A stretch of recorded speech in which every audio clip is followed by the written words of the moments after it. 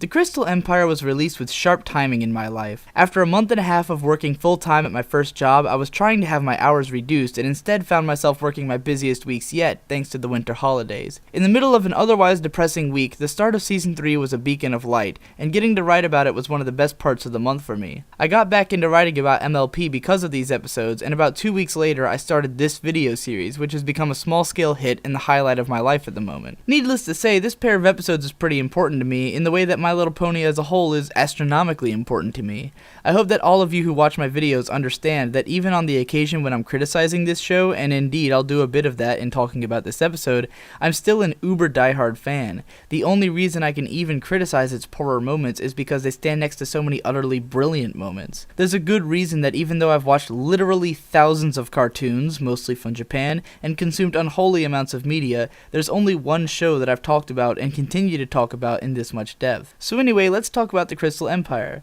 This two-part episode is interesting because there's a lot of stuff it does very well and other things that are awkward and confusing. The awkward and confusing stuff mostly comes from the plot focus of the episode, which leaves the audience with more questions than it answers, and has bothered as many viewers as it has inspired them to theorize about what exactly went down. Some of the issue here is just clumsy writing. It feels awkward, even as early as the Royal Guard saying, "It has returned," which is a phrase that I hate every time it's used in fiction. It, of course, refers to the Crystal Empire, which is an enigma to the very end. Apparently it's disappeared off the map for 1,000 years and then reappeared in the same state that it had been beforehand. We don't even know why it's come back or what was the real purpose of King Sombra vanishing it to begin with. The whole backstory is confusing, and it only becomes more so at the end of the episode when we find out that Cadance is the Crystal Princess. As an idea, Cadance being Princess of the Crystal Kingdom sounds really great, but in execution it leaves us wondering why she is the princess. How old is she supposed to be? Has she lived here before? Has it really been gone 1,000 years? What are we missing here? And what did Celestia do with Twilight's books in this shot? Adding to the feeling of mystery is the presence of Princess Luna throughout this arc. Her purpose in these episodes seems to be foreshadowing, but we don't know exactly what for. If she was only there for Celestia to bounce dialogue off of, I don't think she'd have such an imposing presence, nor would she show up with the Star Swirl the Bearded book at the end of the episode. The presence of Luna in this book, along with the return of Cadance and Shining Armor as important characters,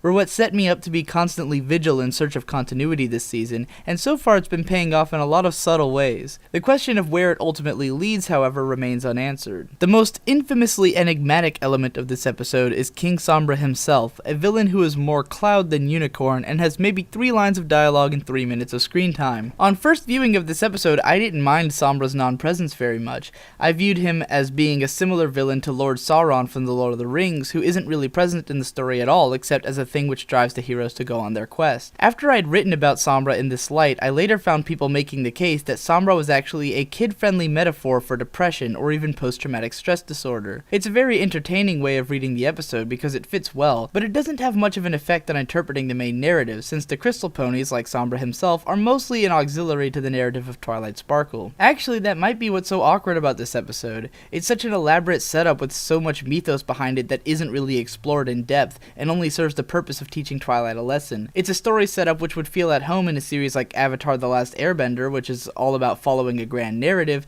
and in which the Crystal Empire would have had its own arc to really flesh out everything within it. In the context of an episodic series like My Little Pony, it seems weird to cram in so much information, when Twilight could have learned the same lesson under far simpler circumstances. In spite of the awkwardness, however, there's still a lot of stuff that this pair of episodes does well. A lot of it is small and nuanced, which just makes it even sweeter. The episode highlights for me are the fun little character moments.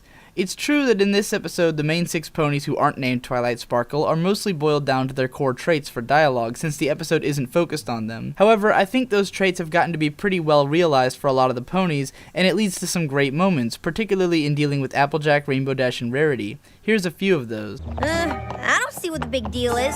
Just looks like another old castle to me. Oh. Another old? Have you lost your mind? Look at the Very funny.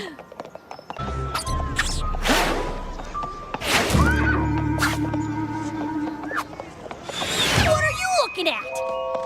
That's what I thought. Rainbow Dash, we're supposed to be acting like nothing's wrong. Exactly.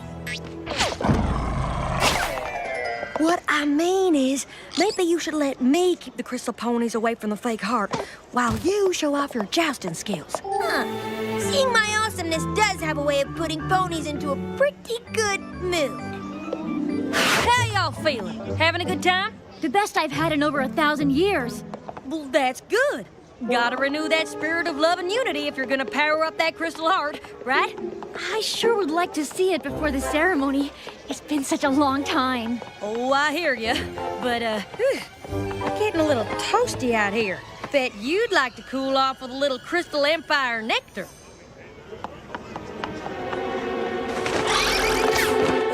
You tried the Crystal Empire fritters yet? Made from traditional Crystal Empire recipe. You're gonna love them. I hear there's a jousting match about to start. You don't want to miss that. Come on, Twilight. These crystal ponies are more curious than a cat. Excuse me, pardon me. I am running out of weaving materials for the traditional crafts booth. I just made a hat out of 3 pieces of hay and a drinking straw. I made it work. But still! Pinkie Pie isn't bad in this episode either, though she's a little obnoxious. I didn't notice at first, but she's actually yelling Flugelhorn into the flugelhorn at this part. Hear ye, hear! And of course, Twilight gets her small moments in addition to her big ones. We're looking for a book. We have plenty of those. You do. You really do. The only character who doesn't have any standout moments in this episode is Fluttershy, and this is something I'd like to address at length at a later date. Fluttershy seems to be the least realized and most confusing character in this show, and one day I'm going to get to the bottom of why that is. Even more so than reminding me why I love the main 6 ponies, the best thing about this episode was that it sold me on Princess Cadance as a total badass. You may remember from my Sleepless in Ponyville analysis that I'm a big fan of sleep deprivation as a plot device, and I'm an even bigger fan of characters grappling against it while trying to be as strong as possible. Cadance's incredible tiredness is the real driving force of the episode for me. While the fates of the crystal ponies ultimately hang in the balance, the immediate threat of Cadance falling to pieces is what had me on edge as a viewer, waiting to see this whole thing sorted out. The animators did an incredible job portraying the desperation in Cadance and Shining Armor to resolve this situation as quickly as possible, and it starts to become particularly tense towards the end. Of course, the crowning moment of awesome comes from Shining Armor launching Cadance like a javelin to catch Spike in the crystal heart. That stained glass window really should have been a picture of this moment, because it's one of the greatest moments in the history of fiction. Suddenly I realize I haven't actually touched on the core of this episode's narrative yet, so let's talk about some moments in Twilight's test arc, which runs through the second part of this premiere. The most interesting moments are when Twilight uses Sombra's dark magic, which she learned from watching Celestia use it. When I saw her using it for the first time, I was left really uneasy, like there had to be some kind of consequence for this. My unease paid off a moment later when Twilight was shunned by the princess in a surprisingly unsettling scene. The even bigger payoff of this scene is the next one though, in which Spike faces his fear, as I've come close to crying every time I see it. It's a scary moment and a very effective one. The other day, I watched the Bronies react to season 3 premiere video, and just about everyone was wondering about why Twilight didn't teleport down the stairs at this part. I don't think it's accurate to say that Twilight can teleport, since she wouldn't need to, take trains and shit if she could. Twilight's ability is more of a blink, which can take her a short distance. People also wondered about why she didn't levitate herself, and I think the answer is mostly that it's supposed to be very dark. It doesn't look dark because the animators want us to see what's happening, but Twilight tells Spike that it's incredibly dark. The drop is also extremely long, as evidenced by a mathematical equation that someone put together based on the time it took for Twilight's rock to hit the ground. In terms of Twilight's overall performance in this episode, and as an interpretation of her character on the whole, I think her greatest strength is that of a pony resources manager, a tactician if you will. She knows how to utilize the strengths of the ponies around her to maximize the efficiency of a situation. We already know this from episodes like Winter Wrap Up, and I think the real takeaway from this episode is that Twilight should never be concerned about being the hero. She should always be more worried about knowing who to use to get the job done, in this case Spike. This reading is a little forced, though I don't think it's much more forced than the idea that Twilight learned about self-sacrifice from this whole ordeal. After all, if it weren't for Celestia's confusing terms with regards to the mission, Twilight would have made that sacrifice without having to learn a goddamn thing. Anyways, with that, I'm finally caught up on videos for season 3. Next week I might start from the very beginning, or I might take a completely different route. Who knows? Thanks again to all of my wonderful viewers who have proven over the past 6 weeks that YouTube comments aren't always the worst thing in the universe. I hope you'll continue to spam all of your favorite pony websites with my videos until someone takes notice.